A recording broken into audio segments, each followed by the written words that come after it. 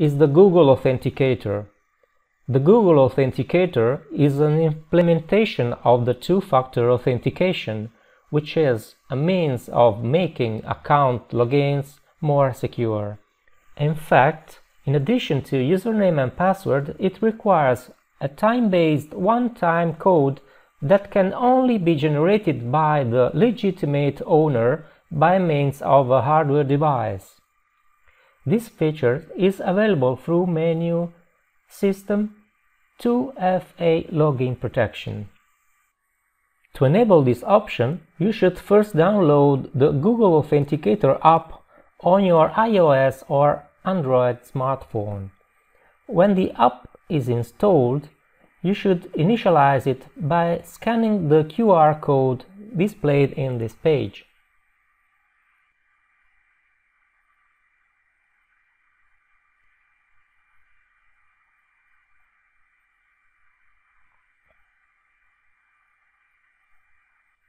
After that, the Google Authenticator app will start generating numbers. It's important to note that the QR code is unique to each penetrator, therefore you can only use it to log in to one penetrator unit. Then to proceed, you need to do the code verification. You should type the number displayed on your smartphone in the entry field in this page. If you see the green check mark next to the code, it means that the code has been accepted. Here we are. This step is necessary to enable the two-factor authentication, since it cannot be enabled if the code generator is not in your hands or hasn't been correctly initialized.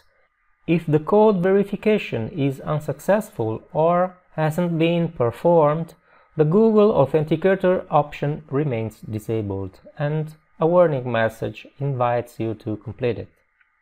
As you can see, in this case, we have a warning message and the option cannot be enabled.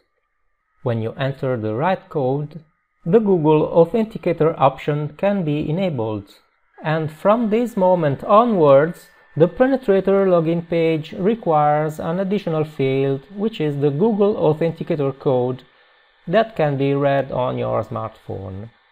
If we log out, we can see that the login page will require the Google Authenticator code.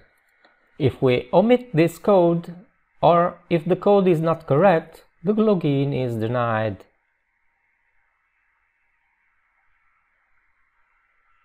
Here we are. If we want to disable this option, we have to do the code verification once again.